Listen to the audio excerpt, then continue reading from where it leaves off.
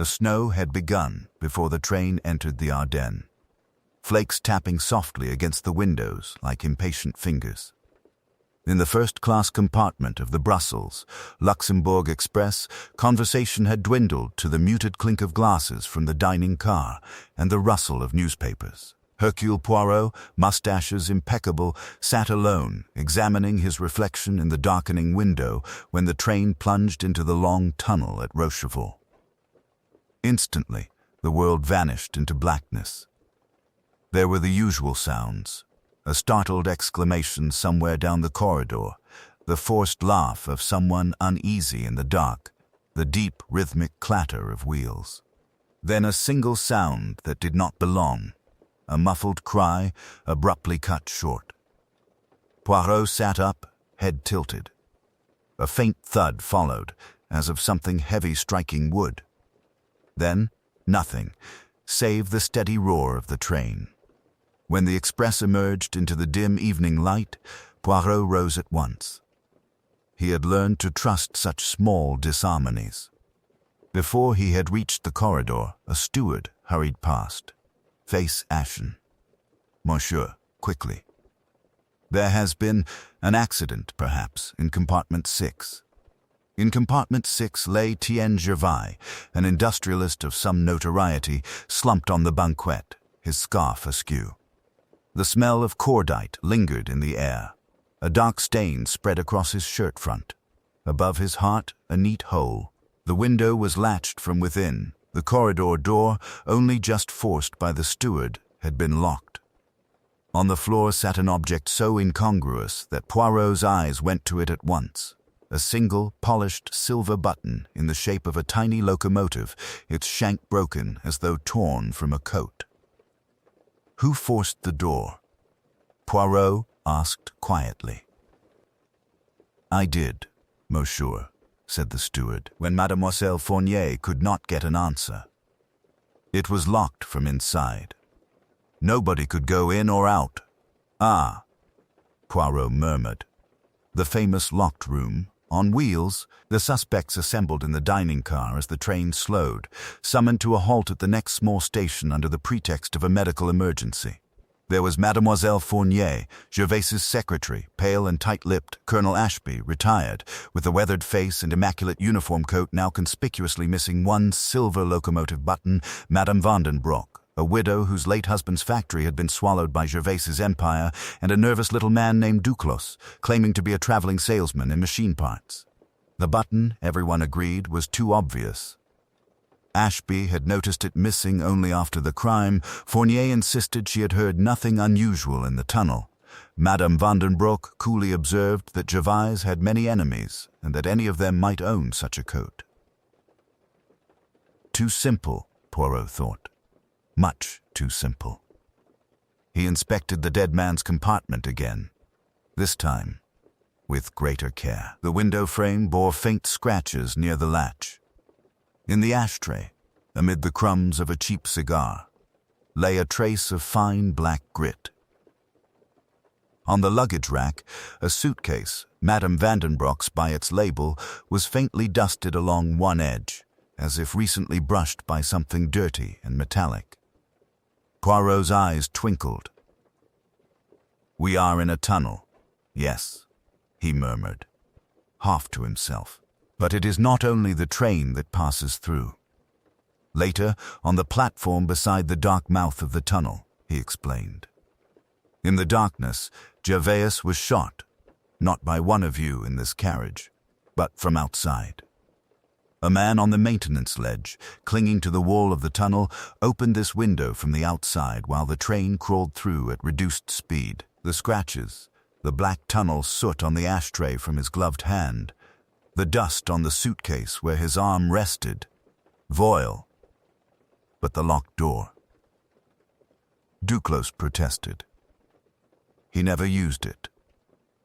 He entered and left by the window. As the train slowed before the station, he dropped to the service path and disappeared into the tunnel. The button, however, that was our little comedy.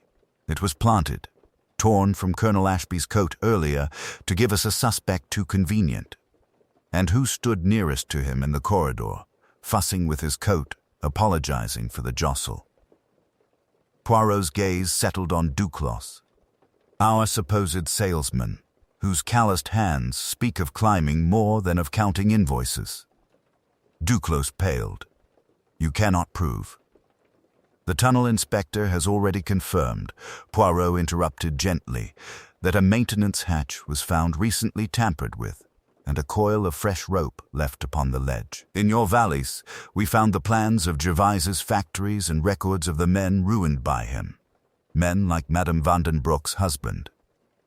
You were their avenger, n'est-ce pas? Duclos's shoulders sagged. He destroyed lives. Someone had to answer. Perhaps, Poirot said softly. But not like this. Justice may travel slowly, monsieur, but it does not ride upon the gun in the darkness of a tunnel. As the gendarmes led Duclos away and the train prepared to move, Poirot glanced once more at the silver button, now bagged as evidence. An elegant little lie, he thought. In the end, it had only drawn more light into the shadows of the Rocheval tunnel. For several minutes, the cramped corridor seethed with confused questions, muttered theories, and the metallic scratching of the conductor's pen as he noted names. Inspector Japp, already assuming de facto command, ordered everyone back to their compartments, promising to take statements in due course. But Poirot lingered inside compartment 7. His neat figure somehow undisturbed by the presence of death, or the faint smell of oil and cold metal that seemed to cling to Beaumont's body and luggage alike. His fingertips hovered inches above the kaleidoscope before he set it down again with exaggerated care. Natural causes complicated by an accident, most likely, Japp pronounced, straightening from his brief examination. Old man, isolated compartment, a bit of a seizure during the blackout in the tunnel, falls, strikes his head. The toy falls onto the table. Unfortunate, but hardly criminal. Poirot's moustache twitched. And the chain on the door, mon ami, how does one chain the door from the corridor after suffering a seizure within? Japp frowned, but said nothing. Poirot allowed himself a small sigh and turned his attention to the rest of the compartment. The man's suitcase lay open on the lower berth, clothing folded with almost military precision. A leather case of tools, tiny screwdrivers, pincers, and files of exquisite fineness lay beside a velvet-lined box for watches, empty save for impressions where 3 timepieces had once rested. It was not the emptiness of the velvet that interested Poirot, but a tiny crescent of glittering glass lodged in the pile of a woolen scarf. He plucked it out and held it to the light. It shimmered with the same vibrant hue as the fragments within the kaleidoscope. "Curieux," he murmured. "Our toy has shared its entrails, but there is no crack." He inspected the barrel again. The brass tube was intact, the glass at each end unbroken. The colored fragments inside chimed softly as he rotated it. Still full, still beautiful. So where had this spare piece come from? The conductor cleared his throat nervously. "Monsieur Poirot, Inspector Japp asks that you leave the compartment as we must seal it until the next station." His eyes never quite met Poirot's. Instead, they flickered toward the kaleidoscope and then away again, as though the harmless trinket unnerved him. Poirot filed that reaction away with the shard of glass in his pocket. "But certainly, I have finished for the moment," he replied, adjusting his cuffs. As he stepped into the corridor, his gaze settled on the opposite door. Compartment 8, curtains slightly ajar, a faint scent of jasmine drifting through the gap. Inside sat a young woman in a dark green traveling suit. Her gloved hands clenched too tightly around a book she clearly was not reading. When Japp entered to take her statement, Poirot remained in the doorway, apparently distracted by the passing scenery. Yet he listened. She gave her name as Mademoiselle Elise Laurent, a governess traveling alone to Milan. She insisted she had heard nothing during the passage through the tunnel. No cry, no thud, only the usual noises of the train. But at the mention of the kaleidoscope, her eyes flickered, the barest tremor passing over her carefully composed features. A children's toy, is it not? Jap said briskly, strange thing for Beaumont to have. Elise forced a small laugh. Perhaps even great men are sentimental, Inspector. I would not know. Poirot noticed she avoided looking at him altogether, addressing her answers squarely to Jap. On the small table beside her lay an embroidery hoop, threads of many colors trailing like a bright spider's web. One of the needles was threaded with a vivid blue identical to the shard now warming in Poirot's pocket. Later, as they moved down the corridor, Jap muttered, "Nervous type. That one. But that's trains for you. Some people can't stand tunnels." Poirot shook his head gently. "None, my friend. That was not the fear of the tunnel. That was the fear of a question she has not yet heard." The first faint outline of deception had begun to form in his mind, but its pattern, like that within the kaleidoscope, remained fragmented and incomplete, awaiting the precise turn that would bring all the colors into focus. The dining car, hastily repurposed as an impromptu interrogation room, hummed with subdued tension. Outside, snow-laden valleys slipped past, indifferent to the drama unfolding within. Jap seated himself squarely at one end of a table, notebook open, while Poirot took a side chair, his attention apparently idle, his mind anything but. They began with Dr. Renard. The young physician sat rigidly, fingers interlaced so tightly the knuckles blanched. Jap's questioning was brisk. "You last saw Monsieur Beaumont alive in the dining car. Describe his manner." "Calm." "Focused," Renard replied quickly. "He was reading a letter. He seemed amused by it." "Amused?" Poirot repeated gently. "And yet you told us earlier he was animated." "It is a small difference, perhaps, but one that interests me." Renard hesitated. "Animated, amused. He was in good spirits, that is all I meant. He mentioned he would soon be free of a long obligation." "I didn't inquire further." "Did he mention any appointment in the tunnel?" Poirot asked. "A meeting, perhaps, during the darkness." "No," the doctor said, a fraction too swiftly. "I returned directly to my compartment. The tunnel makes me uneasy. I prefer to lie down." But Poirot remembered the faint scent of ether about the man and the slight delay before the doctor had answered the emergency call. And yet, he murmured, "You arrived after the conductor, despite being only 2 carriages away. You did not hurry, perhaps?" Renard flushed. "I was searching for my medical bag. It had slipped beneath the berth. I could hardly attend a patient without instruments." It was plausible, but the tremor in his voice betrayed unease. Jap, satisfied for the moment, dismissed him with a curt nod. Felix Arnott entered next, his earlier bravado replaced by a brittle defensiveness. He took the seat opposite Jap, avoiding Poirot's eyes. "Your connection to Monsieur Beaumont?" Jap asked. "None," Arnott replied. "I told you I am a steel merchant. I did not even know his name before all this." Poirot inclined his head. "And yet you wear upon your wrist the work of his hands. That is some coincidence, n'est-ce pas?" Arnott's gaze flicked to the cufflink, then away. "The piece was commissioned through an intermediary. I never met the craftsman. I deal with many suppliers. You did not speak to him in the dining car?" Poirot pressed. "Perhaps about a late delivery or a disputed payment?" "No." Arnott snapped, then forced a smile. "I was alone at my table. Ask the waiter, he will confirm." A small contradiction. Earlier, he had claimed to have spent most of the tunnel passage in his compartment smoking. Now he placed himself in the dining car. Jap's pencil paused, underlining the discrepancy. When the train entered the tunnel, Poirot asked softly, "Where were you exactly, Monsieur Arnaud?" "The truth, if you please." Arnott licked his lips. "Very well." I walked toward the sleeping car to fetch some documents I'd left. But it was dark. I turned back. I never reached Beaumont's compartment, yet the conductor had distinctly recalled passing a man in the corridor, a silhouette of similar height and build, only minutes before the cry was heard. Mademoiselle Elise Laurent entered with the demure composure of a woman accustomed to scrutiny. Her gloved hands rested neatly on her lap.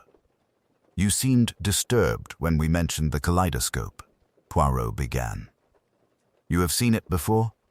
She shook her head. "No, monsieur. Only such toys remind me of my former charges. I was governess in Lausanne. One of the children had something similar. And his name?" Poirot asked lightly. Henri Beaumont." The moment the surname left her lips, she stiffened, realizing too late what she had revealed. "Ah," Poirot said quietly. "So you do know the family of our victim." "I was dismissed years ago," she said quickly.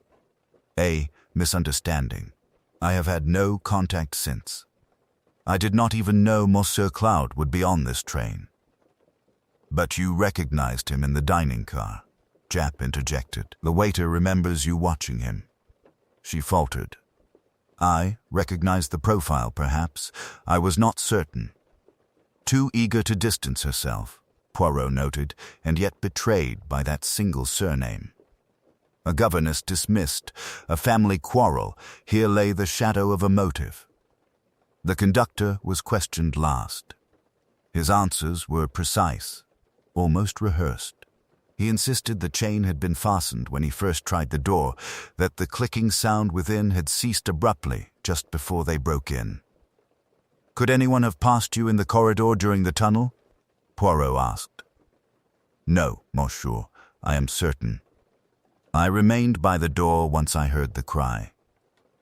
Yet his earlier account had placed him briefly at the far end of the carriage, checking tickets.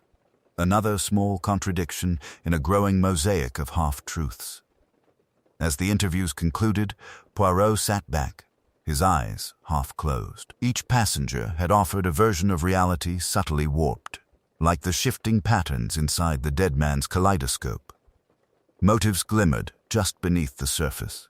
Obligation, money, dismissal, fear, waiting for the precise turn that would bring them into sharp, undeniable focus. Night settled over the mountains like a dark velvet curtain, and with it came a hush along the length of the Orient Express. Yet in the small pool of lamplight in the dining car, Hercule Poirot remained very much awake, seated before a cleared table upon which he had arranged a different kind of feast: facts, timelines, and motives. Inspector Japp, stifling a yawn, watched as the Belgian detective sketched invisible patterns on the linen with an immaculate fingertip. "Let us begin with what we know," Poirot murmured, more to himself than to Japp. At 8:35, Monsieur Beaumont is seen in the dining car, consulting a letter and his watch. At 8:40, he retires to his compartment. At 8:55, we enter the tunnel. At 9:15, we emerge. By 9:20, he is discovered dead in a room locked from within, his watch and papers gone, a child's kaleidoscope left in their place. "And 3 passengers with reason to lie," Japp added grimly. "Don't forget that." Poirot inclined his head. 3 passengers. Yes, perhaps 4, if one counts the good doctor and his nerves. He began to sort through the passengers in his mind, as methodically as a jeweler examining stones for flaws. Felix Arnott, the supposedly prosperous steel merchant, whose accounts Japp had quietly inquired about via telegram during a brief stop at a minor station. The response had been illuminating: massive debts, looming bankruptcy, and a recent mysterious approach to an unnamed private financier in Switzerland, almost certainly Claude Beaumont. "Greed, mon ami," Poirot said softly. "Monsieur Arnaud is drowning financially, and here is a man who could either save him or ruin him completely. Those cufflinks, Beaumont's personal work, suggest an arrangement more intimate than casual business." Perhaps a loan secured against future contracts. Perhaps a deadline about to expire. Or terms the lad didn't fancy. Jap grunted. I've seen men kill over far less than a ruined balance sheet. Yet greed alone did not explain the kaleidoscope, nor the missing letter, nor Elise Laurent's carefully hidden past. Revenge entered the picture with the governess, whose entire life had been altered by the death of Catherine Beaumont. She had been dismissed after the tragedy, she admitted reluctantly, the grieving father needing someone to blame. Years of professional struggle followed. For who would hire a governess whose last charge had died under her watch? A festering wound here, Inspector, Poirot observed quietly. Not the grand, dramatic hatred of the stage, but the slow, quiet bitterness of a life diminished. Revenge is one thing, Jap countered. But our victim was signing over a significant trust, according to the papers we've now confirmed he was carrying. That points back to money.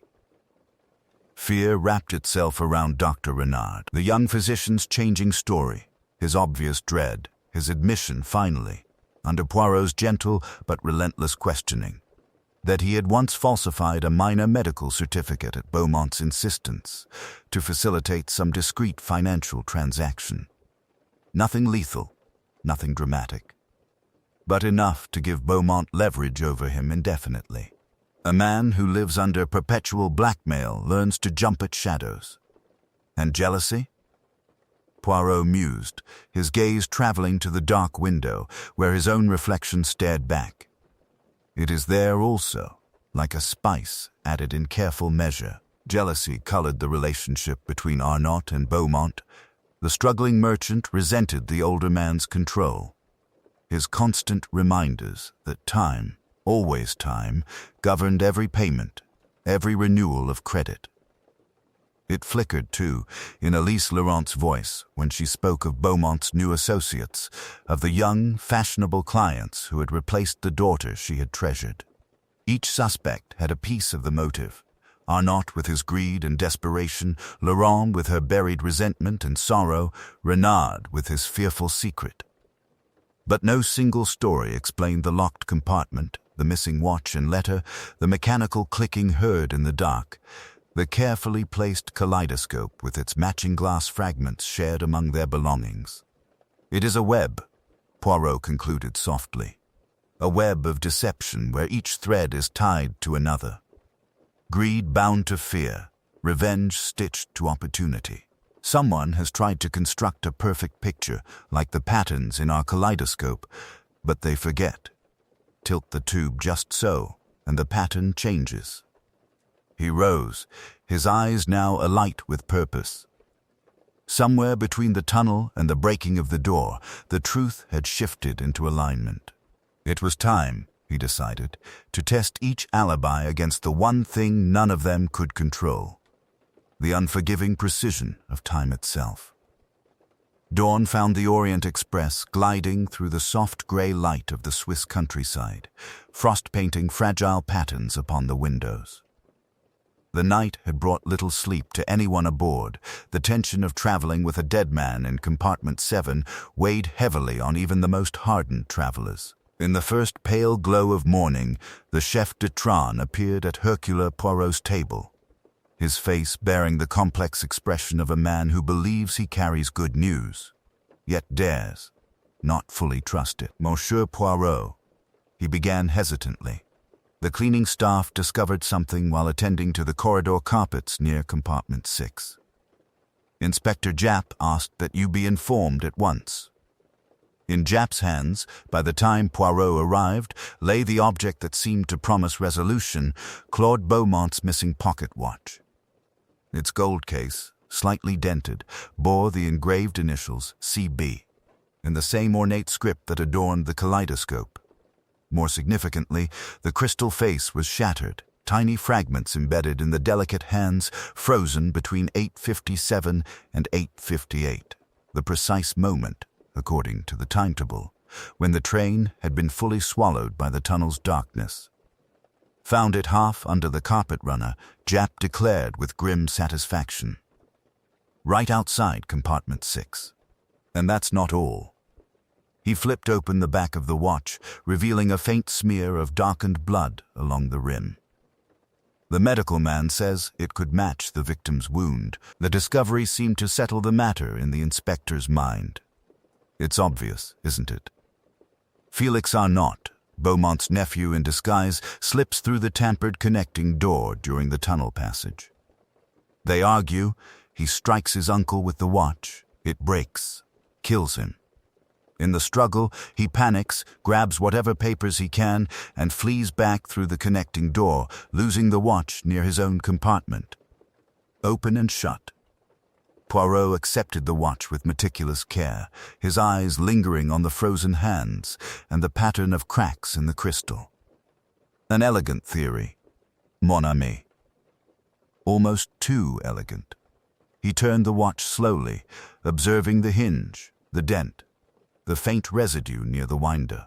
And yet, like an overly intricate mechanism, it requires each component to function with perfect precision.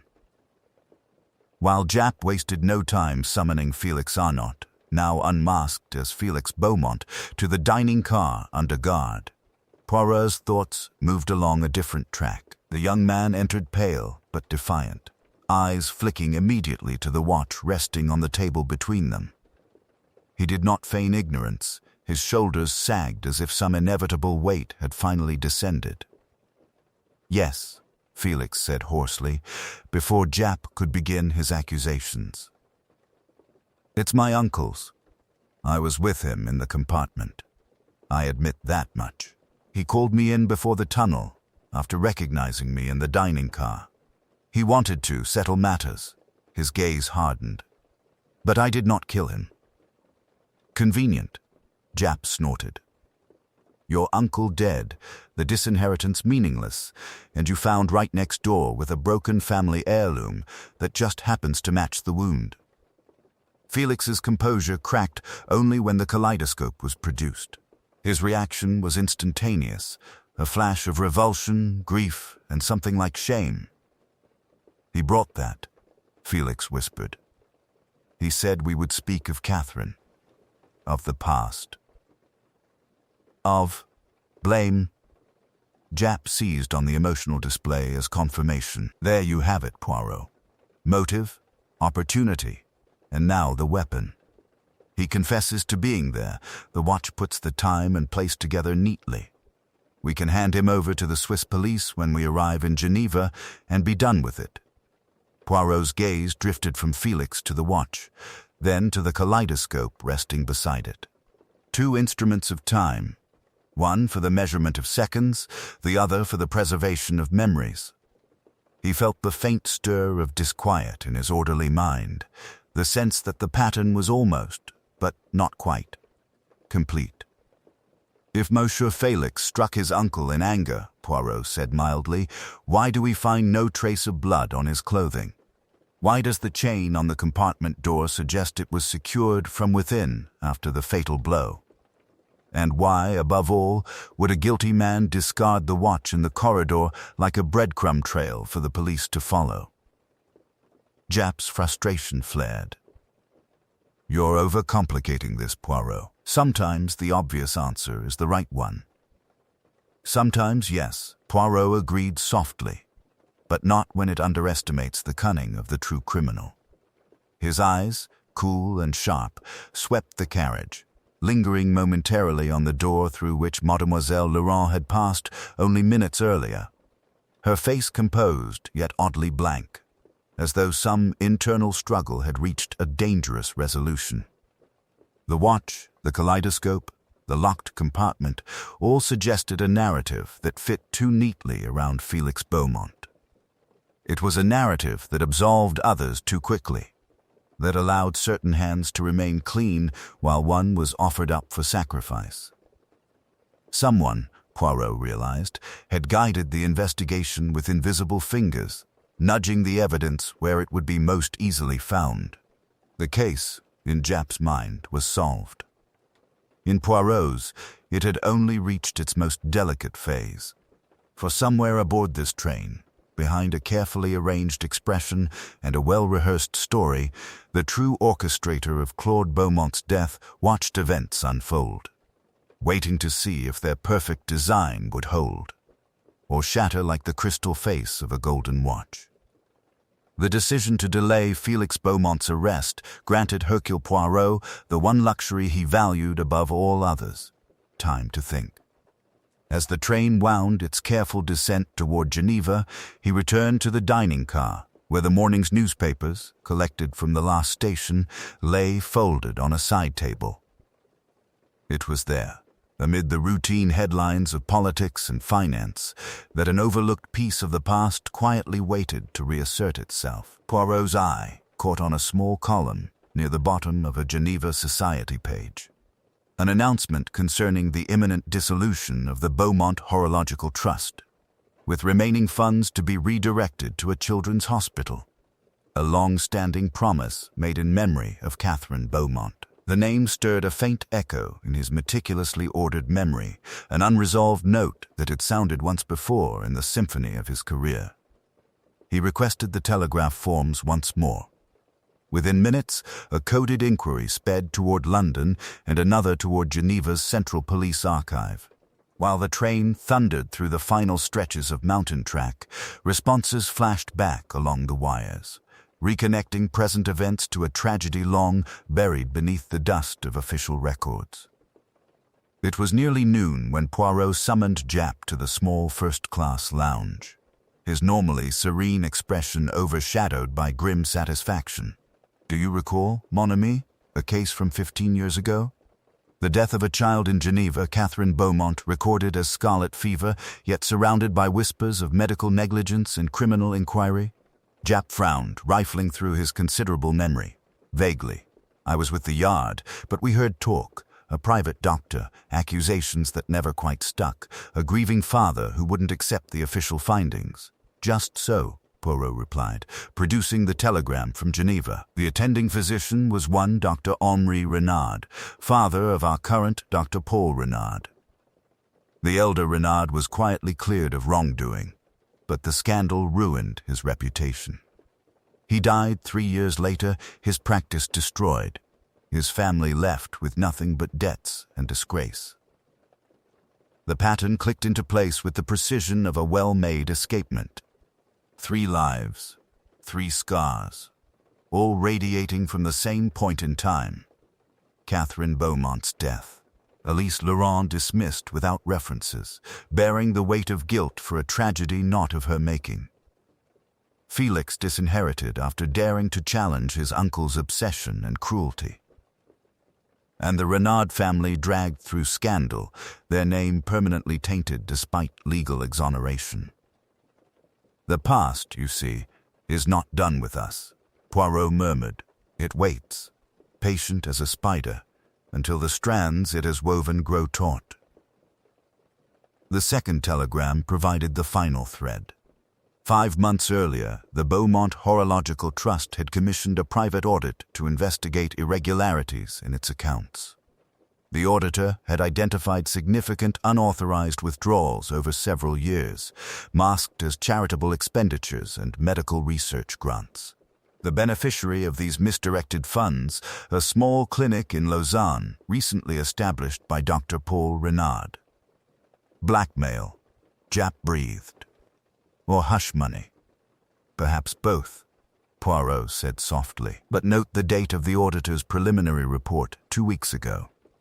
Sent directly to Claude Beaumont, who immediately booked this journey to Geneva to confront the trustees and, I suspect, certain beneficiaries of this fraud. The hidden connection emerged with chilling clarity.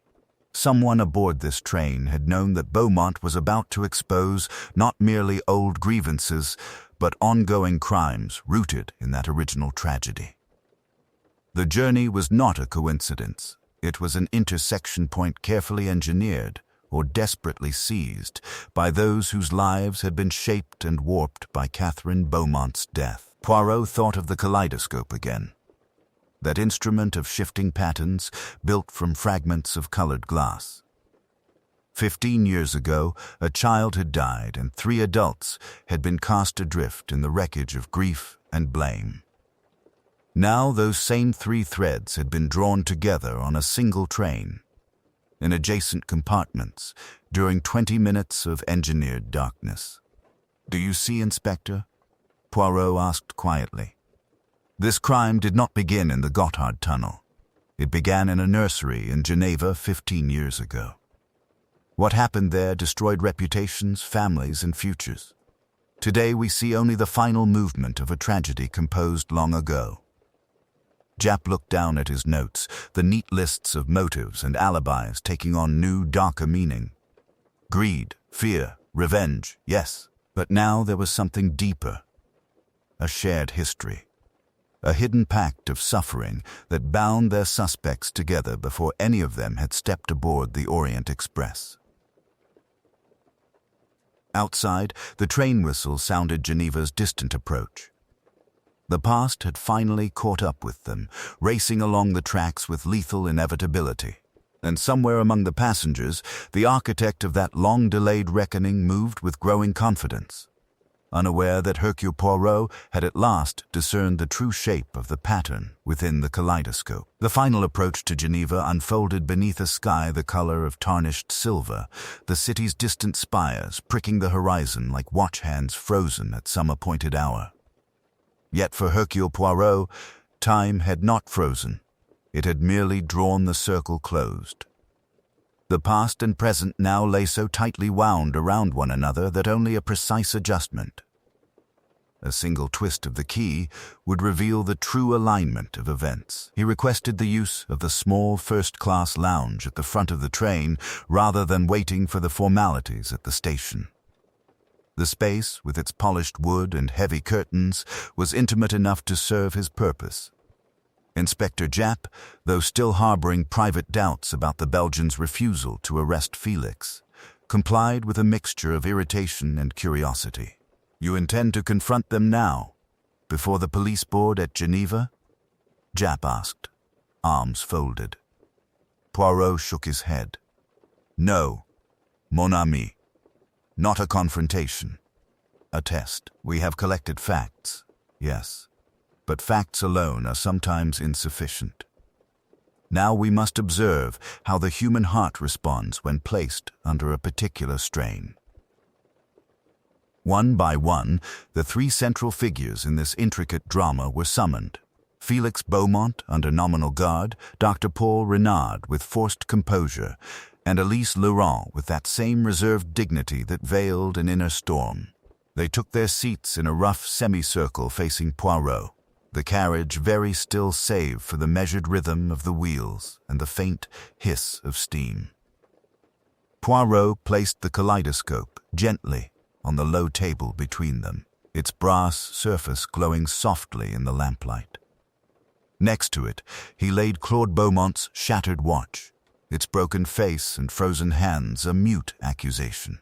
"Mesdames, messieurs," he began quietly, "we near the end of our journey, both in miles and in mystery.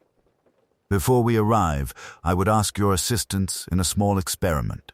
His tone was mild, almost conversational, but his eyes missed nothing. He lifted the kaleidoscope. This instrument, as you know, once belonged to little Catherine Beaumont. It is a device of patterns, of fragments that, when viewed through the proper lens, create an orderly design from chaos. Much like the human memory when pressed. He turned to Japp. "Inspector, perhaps you would be so kind as to draw the curtains." The lounge dimmed as daylight vanished behind heavy velvet.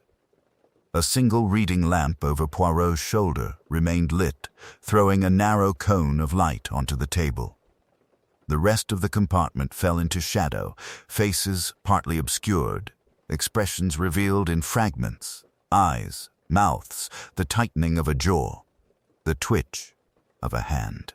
During the tunnel, Poirot continued, still turning the kaleidoscope slowly in his hands. We were also in darkness. Our memories of those 20 minutes are like the colored fragments within, partial, shifting, prone to arrangement by fear and desire.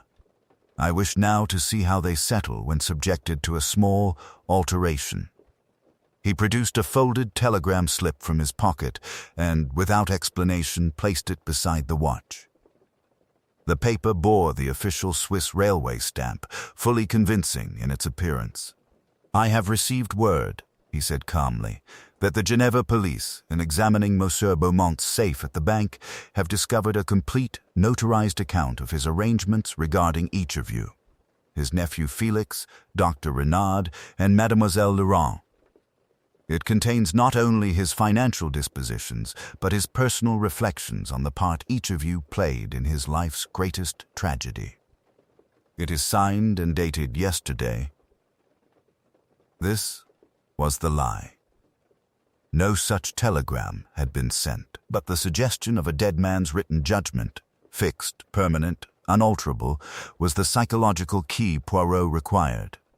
Felix stiffened, then sagged, resignation washing over his features.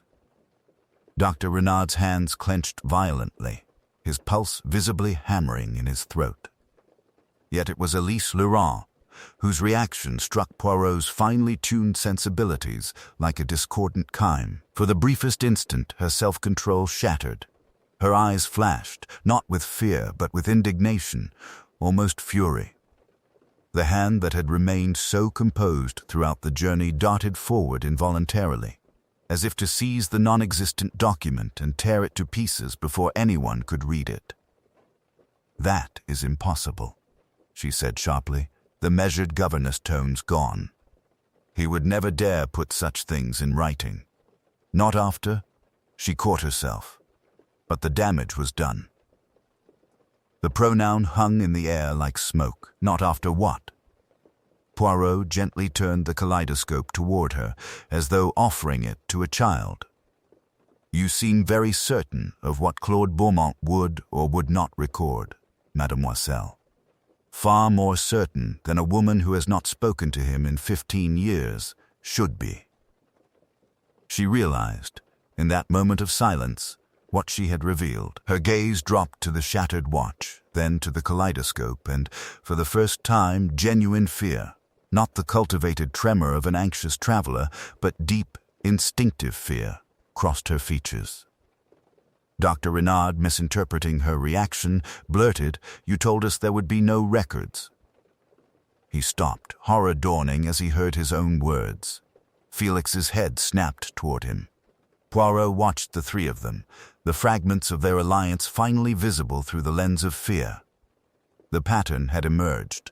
The deception had cracked, not in the loud protestations of innocence, but in the panic provoked by a dead man's supposed testimony. The kaleidoscope lay between them, silent, its mechanical heart still. Yet in the dim light of the lounge, it had fulfilled its purpose, not as a child's toy, but as a mirror in which each conspirator had finally seen themselves. Geneva's iron latticework platforms slid past the windows as the Orient Express eased into the station, steam billowing in pale clouds that briefly obscured the snow-dusted lamps.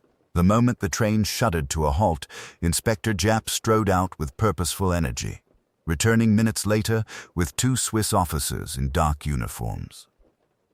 Yet even as formal jurisdiction shifted, Hercule Poirot felt a deeper, more insidious movement beneath the surface of events, a current flowing not toward revelation, but toward concealment. At Japp's insistence, the 3 conspirators were placed temporarily under cabin watch by the Swiss police. The intention was clear. None of them would leave the train until Poirot's promised reconstruction of events had been completed. The dining car, scene of the previous night's psychological unraveling, was now to serve as the final theater of truth. But truth depends upon evidence, and evidence can be as fragile as glass. "I will retrieve the kaleidoscope and the prescription myself," Poirot said calmly as they moved through the corridor. "These objects, they are the heart of our little drama. N'est-ce pas?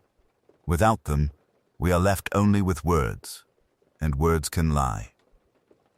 When they entered the small compartment where Beaumont's belongings were being kept under seal, Poirot felt the first chill that had nothing to do with the winter air seeping through the carriage walls.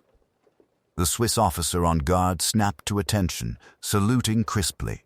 Yet his eyes betrayed a faint confusion. "The evidence is inside, Monsieur Poirot," he assured in accented French. "No one has entered since Inspector Japp's order. The door has remained locked." The lock was indeed intact, the seal unbroken. But the moment Poirot stepped into the compartment, his grey cells screamed their silent warning.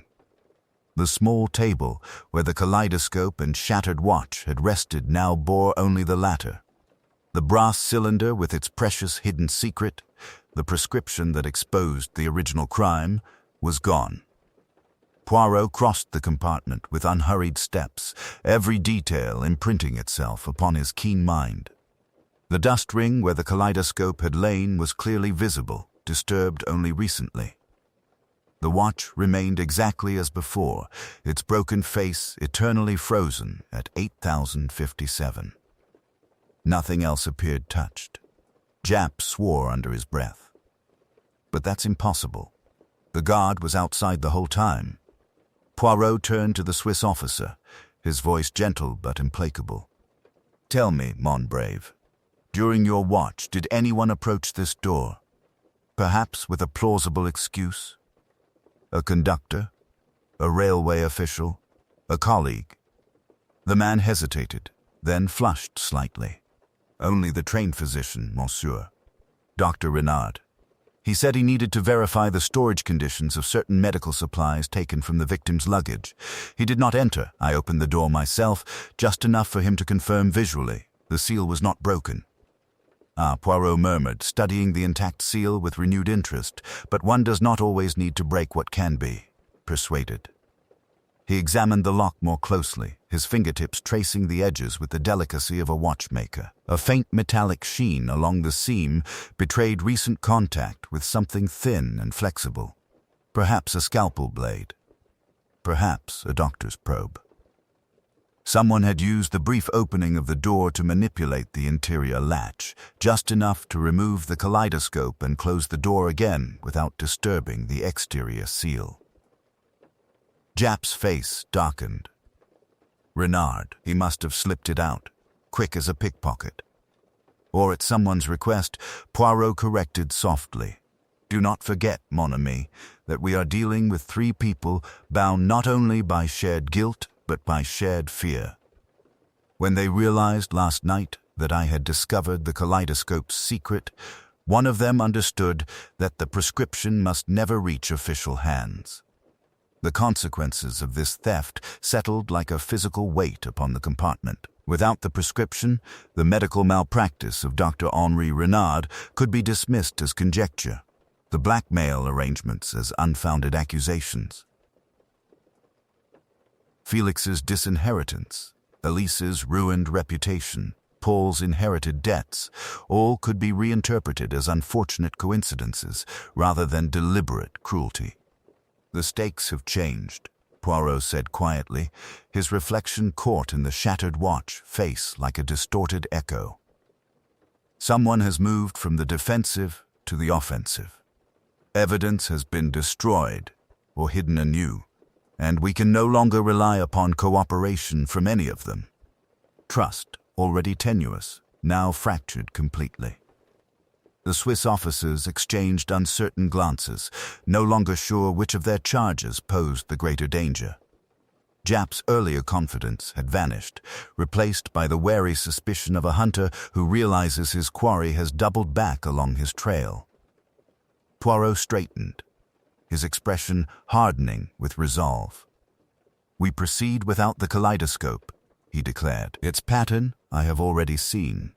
Its secret I have already understood. The criminal believes that by removing the object, they have removed my certainty. They are mistaken." He paused at the door, turning back one last time to the empty space where the brass instrument had rested. "There is one more pattern yet to be revealed. the pattern of who among them feared that prescription most. That fear will betray them more surely than any physical evidence. Outside, the station clock told the hour with relentless precision. Each chime a reminder that time, Claude Beaumont's lifelong obsession, had now become the instrument of justice rather than control. Somewhere on this train, concealed beneath layers of shared guilt and fractured loyalties, the true orchestrator of the tunnel execution listened to those chimes with mounting dread, knowing that Hercule Poirot was closing in, even without the kaleidoscope's shattered colors to guide him. Geneva's great glass canopy loomed overhead as the Orient Express hissed to a halt, steam curling around the platform like ghostly fingers.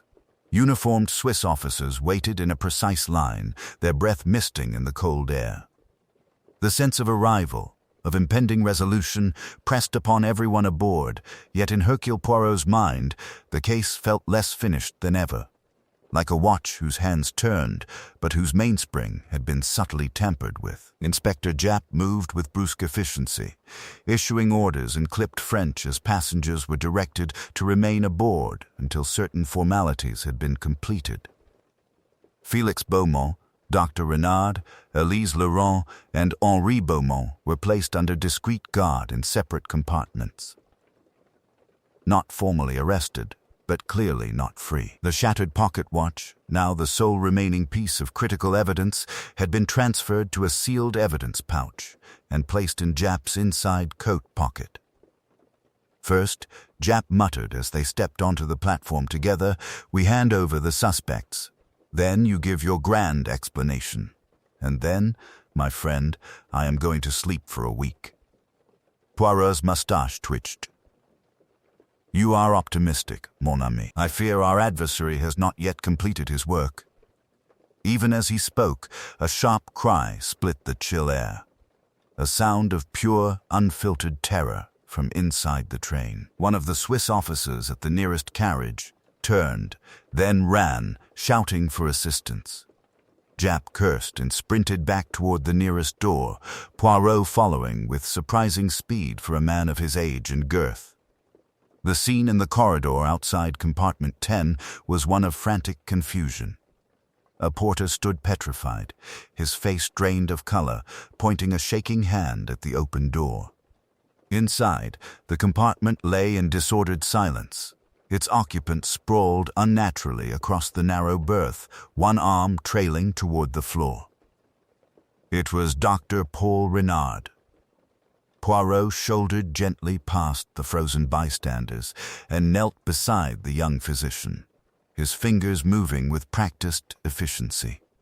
No pulse, no breath, no faint flutter of life remained. Yet unlike Claude Beaumont, there was no visible wound, no blood, no sign of struggle. A small hypodermic syringe lay beside his hand, its glass barrel empty, the needle glinting faintly in the weak winter light that filtered through the frosted window. Suicide? Japp breathed, though even he sounded unconvinced. Poirot's eyes narrowed. None. Our Dr. Renard was many things, weak, compromised, desperate. But he was also a physician. He would not choose this moment, with the truth about his father finally threatening to surface, to destroy the only testimony that could have mitigated his own role.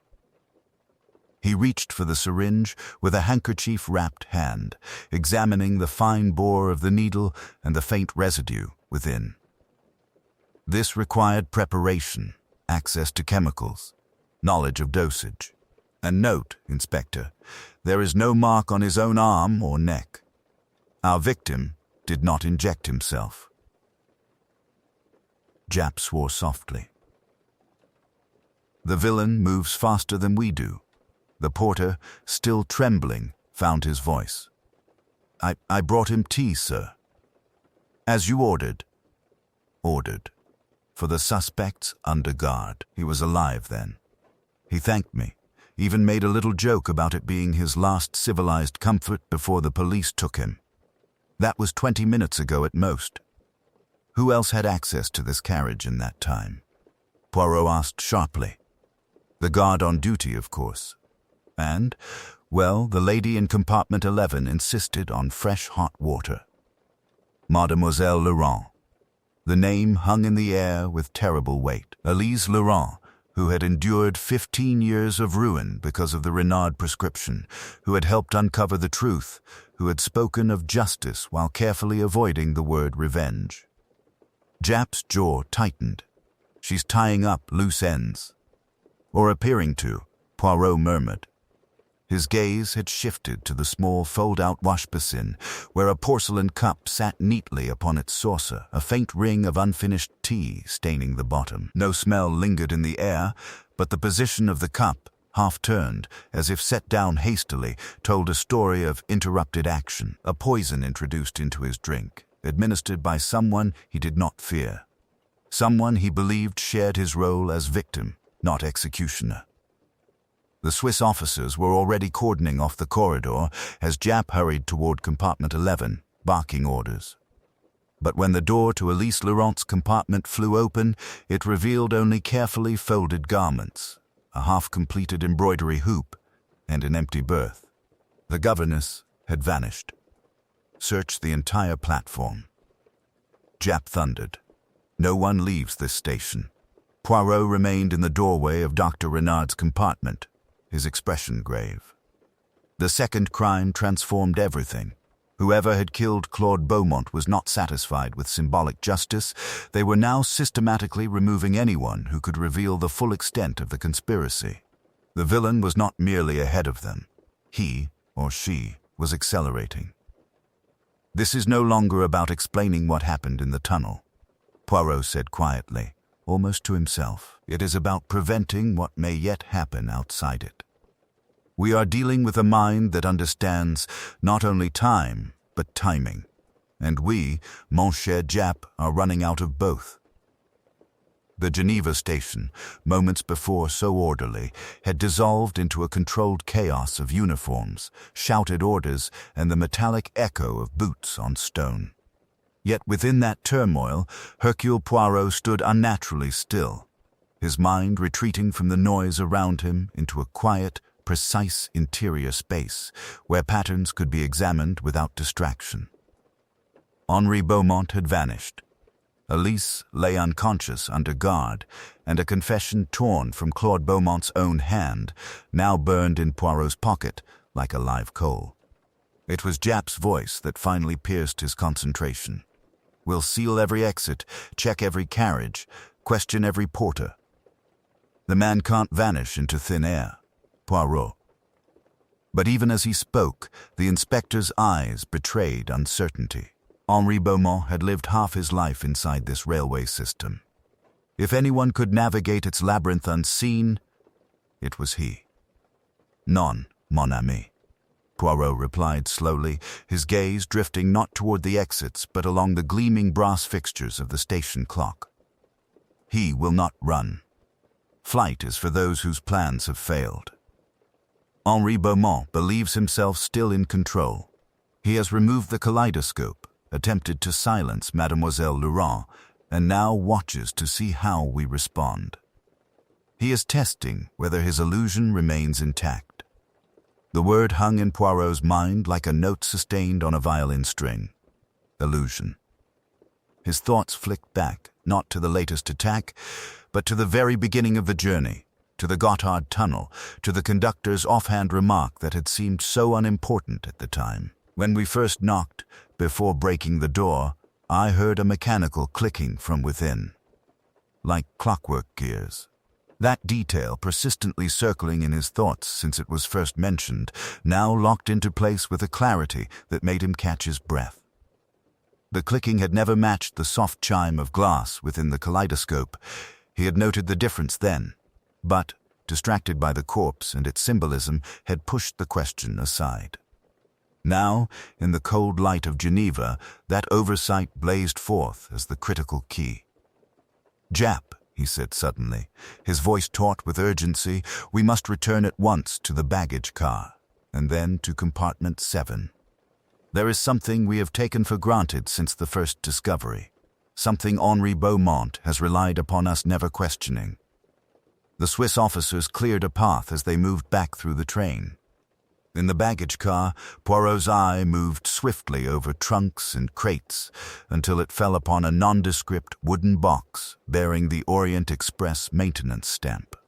Inside lay a portable timing mechanism, dismantled but unmistakable to anyone who knew clockwork, a compact system of gears and springs designed to activate or release at a predetermined moment.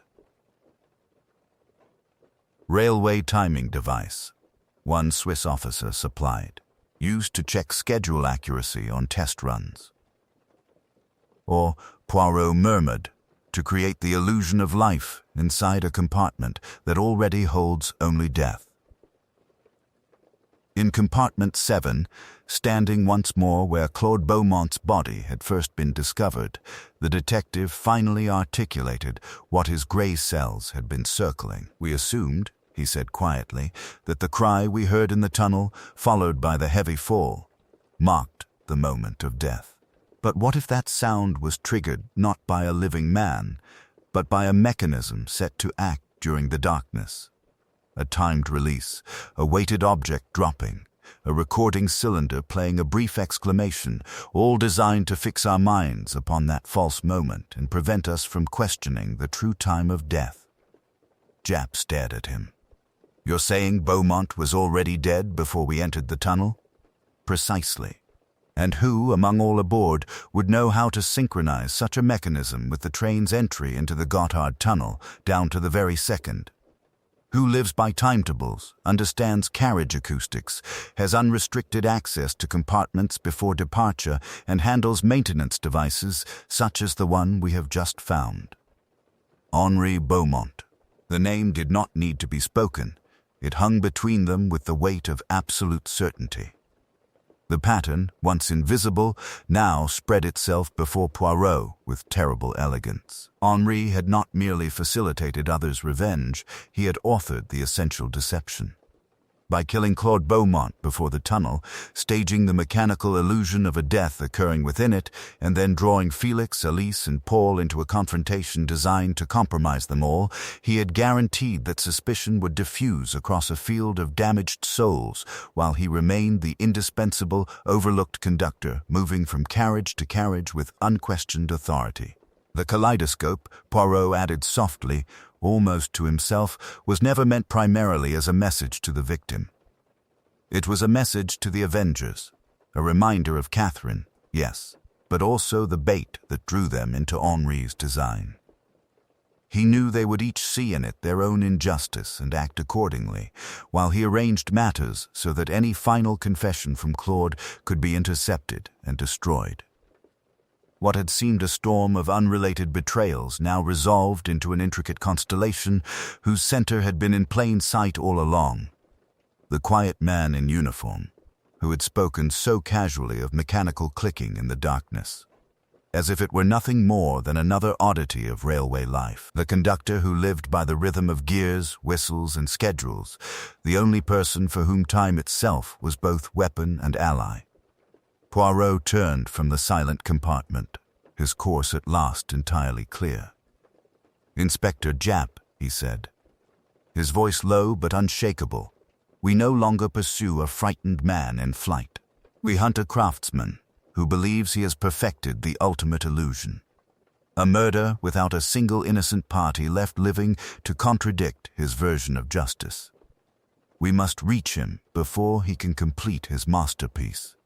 They found Henri Beaumont where Poirot knew he would be, not fleeing through the crowded station, but standing alone at the far end of the platform beside the locomotive, one hand resting almost tenderly on the great iron wheel. Steam billowed around him, veiling his figure in shifting white clouds that made him appear spectral, like some spirit bound to the rails and steel of the railway itself. He did not start when they approached. His conductor's cap lay folded on a nearby crate, discarded with the casualness of a costume no longer required. In its place was the bare head of a tired, middle-aged man whose eyes had seen too much and forgiven too little.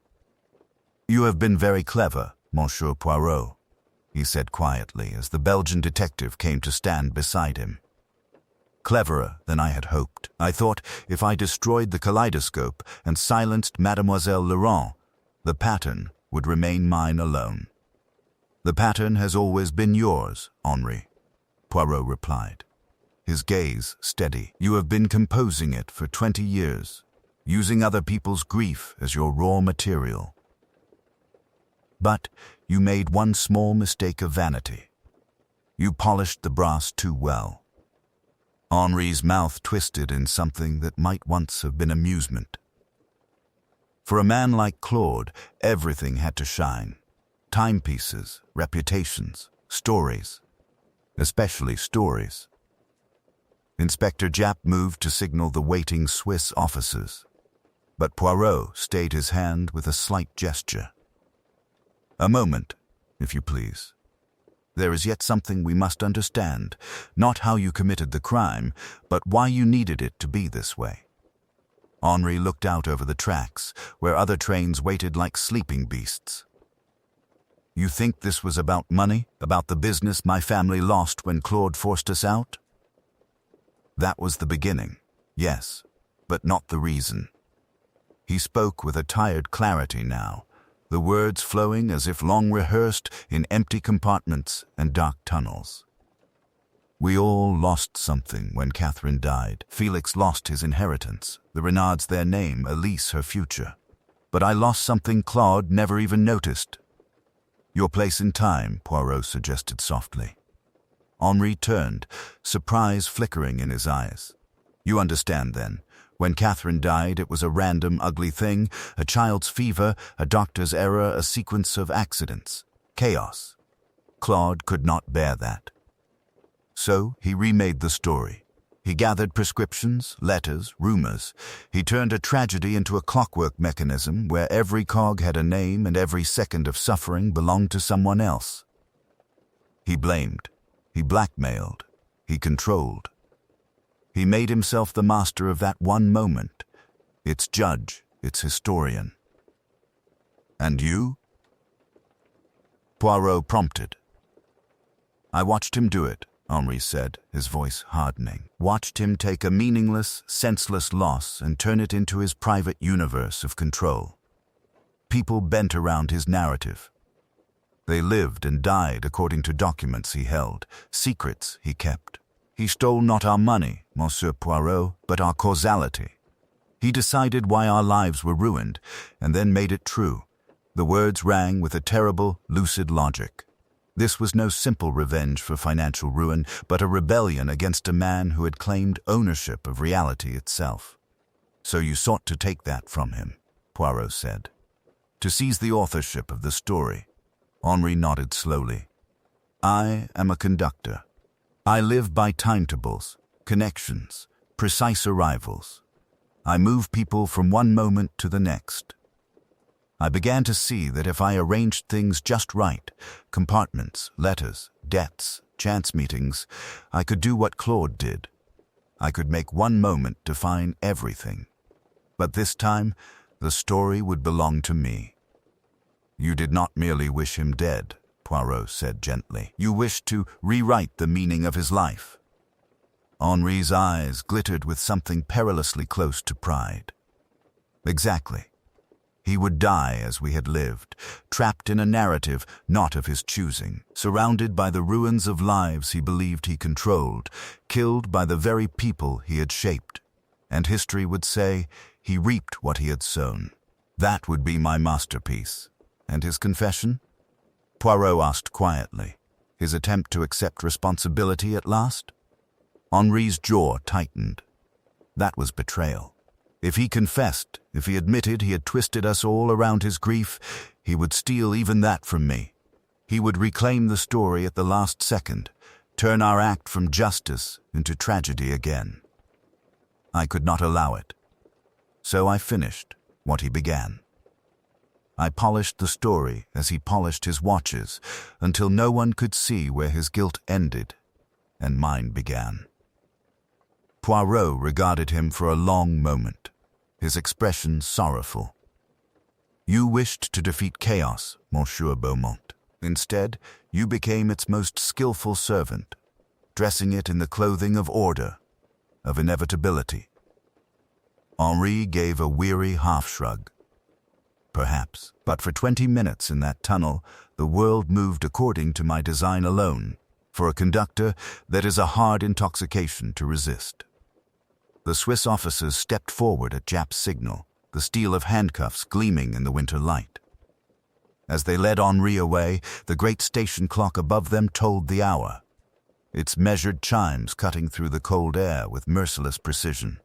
Time continuing, indifferent to the stories men tried to write in its shadow. The snow had begun to fall again, soft and steady, as if the sky itself wished to blur the outlines of Geneva's Grand Station.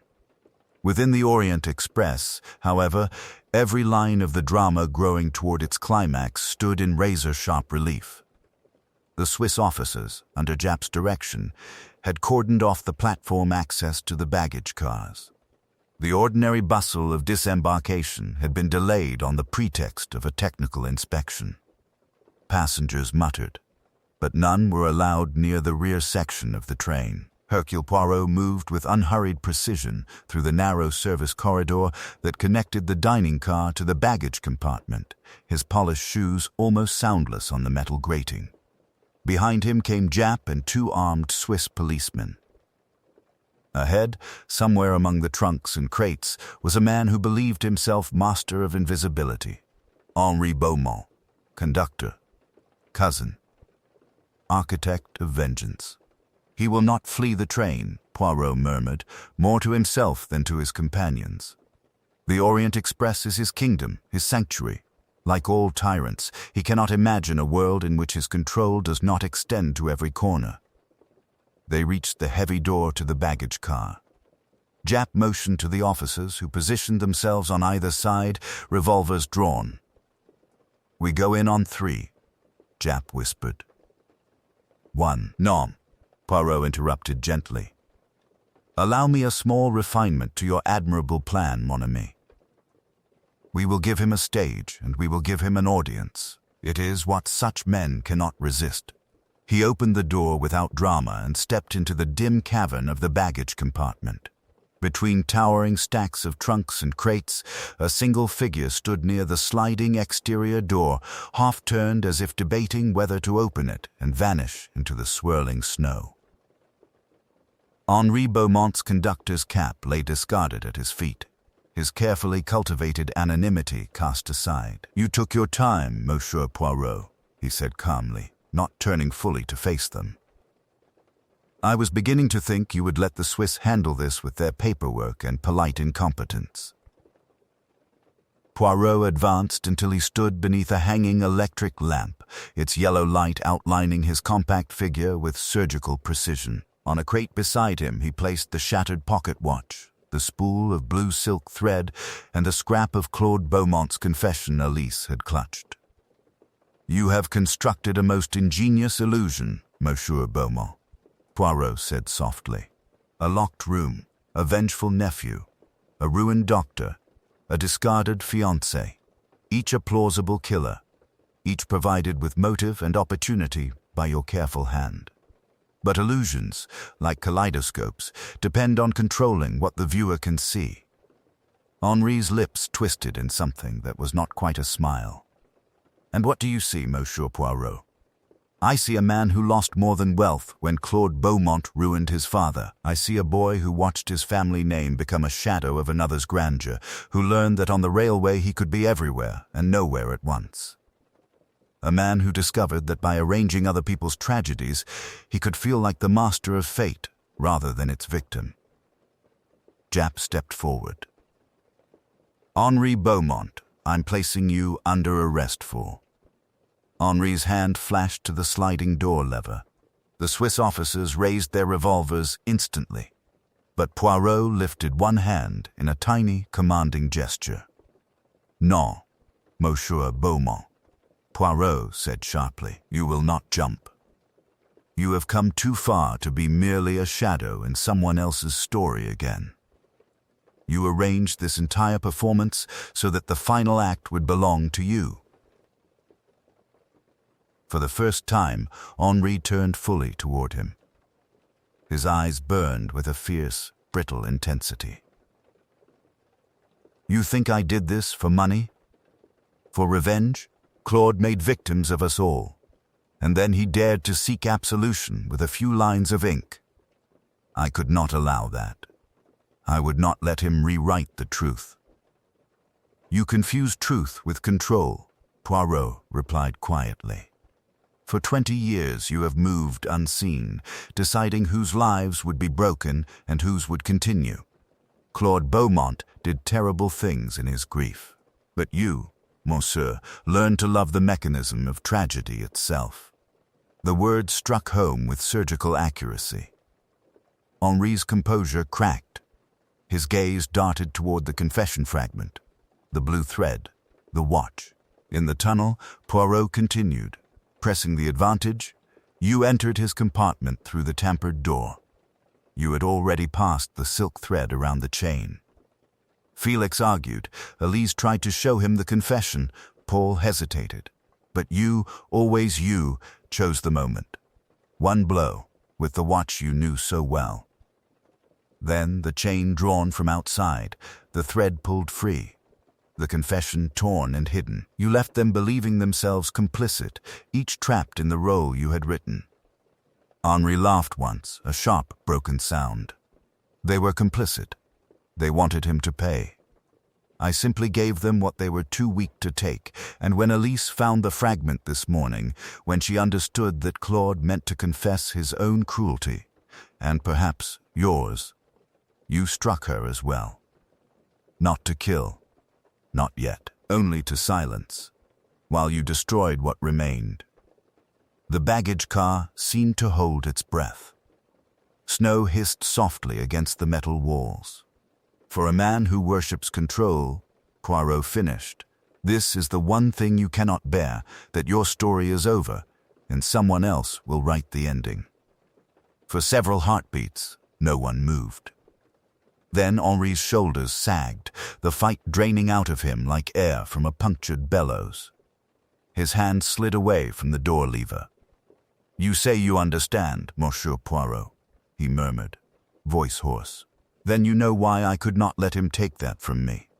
I understand, Poirot said, and there was genuine sadness in his voice. But understanding is not absolution. That, alas, belongs to another jurisdiction. Henri did not resist as the Swiss officers stepped forward and snapped the handcuffs around his wrists. As they led him past Poirot, he paused for the briefest moment. The kaleidoscope, he asked quietly. Do you truly believe it is lost? Poirot's mustache twitched. Non, monsieur. You are too fond of your own artistry. You would not discard your masterpiece so carelessly. A fleeting, bitter ghost of a smile crossed Henri's face.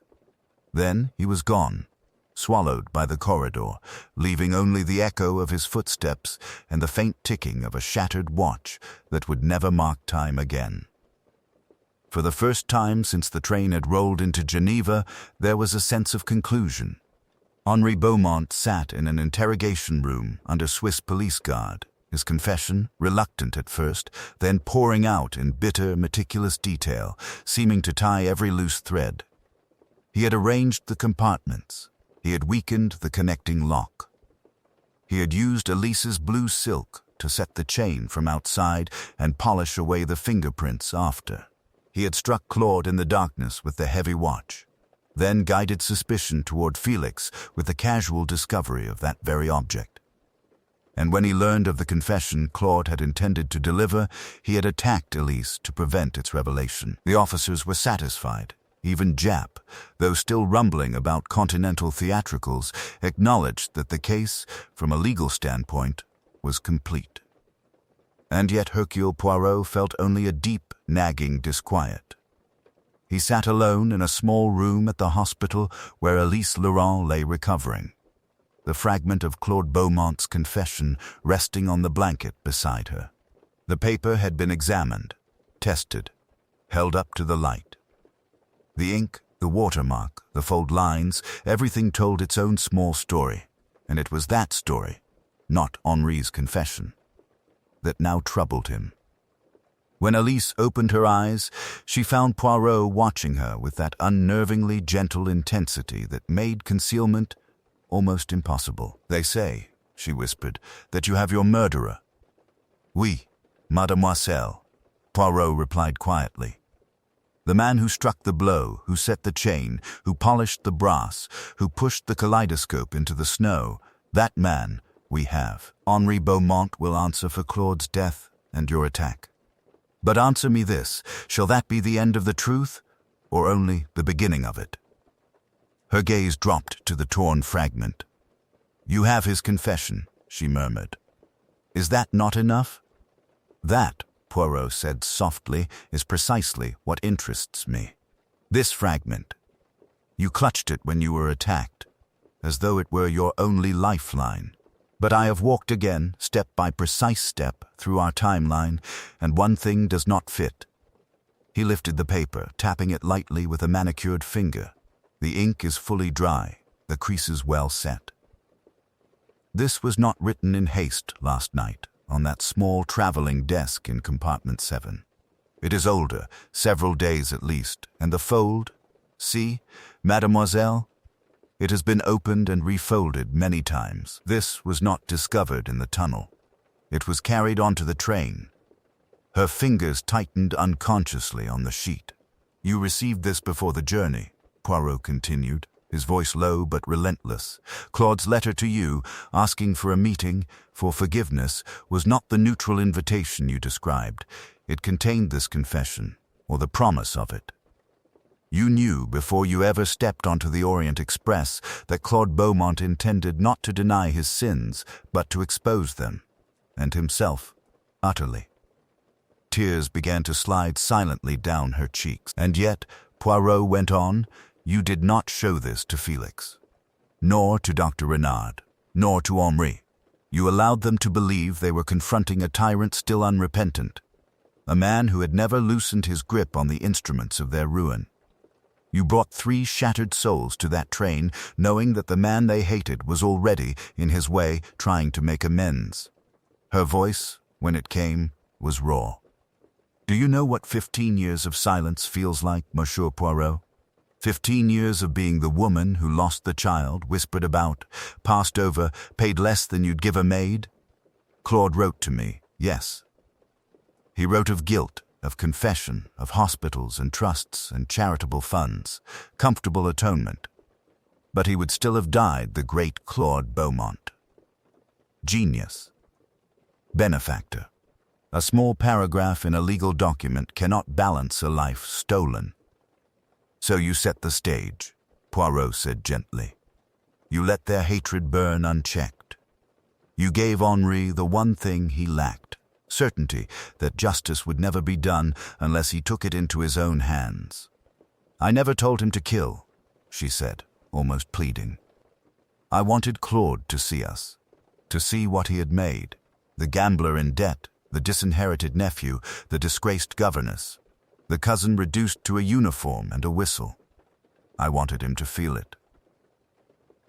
That is all." "But you understood," Poirot replied, "that to 4 people who had been living inside his shadow for 20 years, the sight of him, still powerful even in remorse, might drive one of them beyond the point of return. You lit the fuse, Mademoiselle Laurent, and then told yourself that you had not placed the charge." She turned her face away. "Will you tell them?" She whispered. "That he wrote to confess? That I kept it from them?" Poirot regarded her for a long, silent moment. In his mind, the patterns arranged themselves into their final, terrible symmetry. Claude's delayed repentance, Henri's decades of festering humiliation, Felix's aimless rage, Renard's inherited shame, Elise's quiet, enduring ruin. No one wholly innocent. No one wholly damned. "None," he said at last, very softly. "I will tell them that Claude intended to confess, yes. That the man Henri killed was already on his way to judgment of his own choosing. But the rest?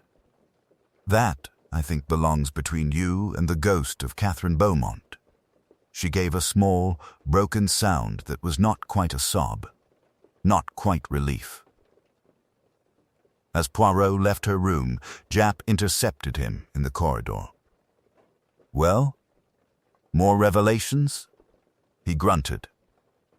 "Or can we finally call this one closed?" Poirot looked back once toward Elise's door, then at the world beyond the hospital window, where snow fell softly upon Geneva's ordered streets. "Closed, mon ami?" he echoed. "For the law, perhaps? For the soul?" "Ah, that is another investigation entirely."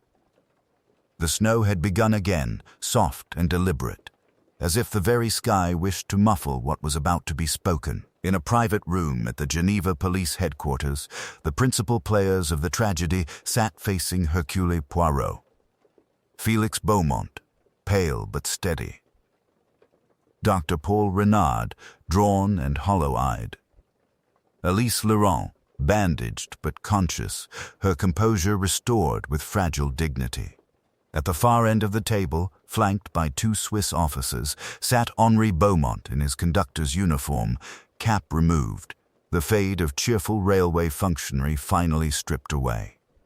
Inspector Japp leaned against the wall, arms crossed, his expression a mixture of skepticism, fatigue, and reluctant admiration. Poirot stood at the head of the table, fingertips resting lightly on the polished wood, his grey eyes moving from face to face.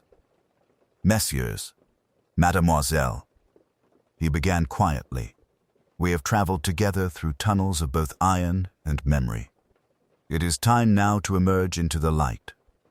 He placed the torn fragment of Claude Beaumont's confession before them. "We believed at first that this crime was vengeance against Claude Beaumont for the death of his daughter. Then we learned he sought to confess, to undo, as far as one can, the wrongs he had committed in his grief. That confession, more than his life, is what someone feared." His gaze settled on Henri. "You have spent 20 years on the railway, mon ami. Invisible. Patient. You arranged compartments, tampered with the connecting door, knew exactly when the train would enter the tunnel.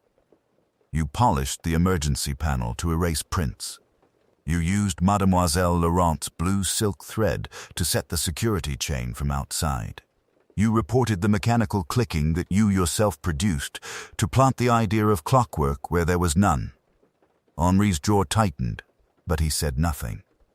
Poirot continued. "You guided Felix to this train, ensured Dr. Renard would be summoned by his creditors at precisely this time, encouraged Mademoiselle Laurent to confront her past. You brought together 3 people scarred by Claude Beaumont, and then shaped their pain into a weapon you alone controlled."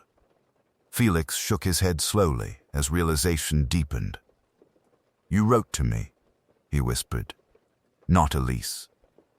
It was you who urged me to seek what is owed. And you," Poirot said gently to Elise, "never suggested the Orient Express.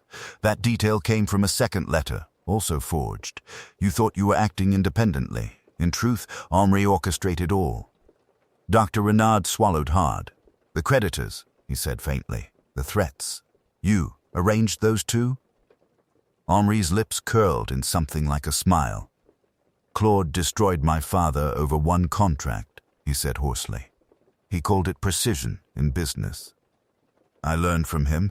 I made your lives revolve around him as mine had. You all circled the same black star. I merely ensured your orbits would intersect."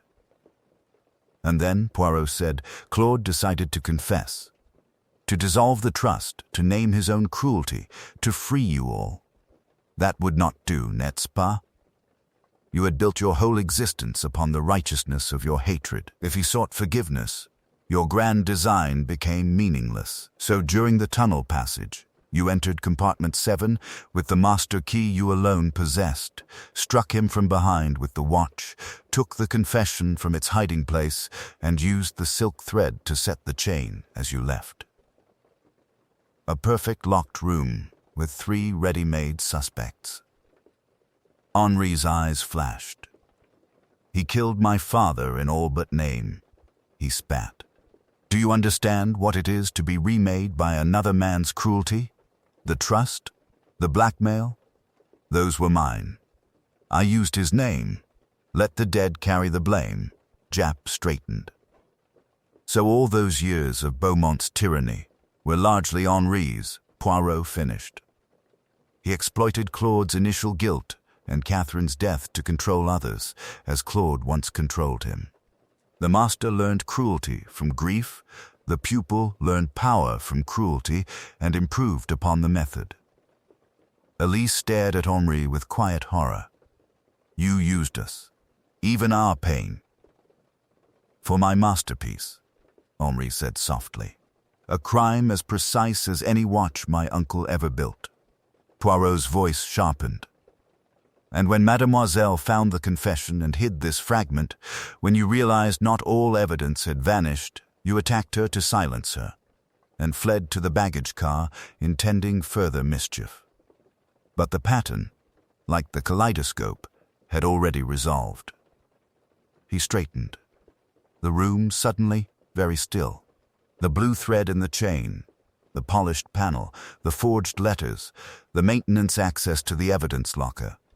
The only man who moved freely everywhere and belonged nowhere. Every clue pointed not to the grieving nephew, the desperate doctor, or the wronged governess, but to the quiet conductor, who was always just outside the door. Henri's shoulders sagged, the last of his defiance draining away. Then it seems, he said, almost calmly, that precision has finally failed me. None, said Poirot softly. It has led you, with perfect accuracy, to justice. That, Monsieur Beaumont, is the one mechanism you did not truly understand. The Swiss officers stepped forward. No one spoke as they led Henri away, the click of handcuffs echoing like the final tick of a stopped watch. Later, as Jap lit a cigarette with trembling hands, he muttered, I still don't know how you saw it. Poirot. Poirot adjusted his mustache with fastidious care. Because, mon ami, while everyone watched the glittering fragments of motive, I looked at the pattern that held them all together.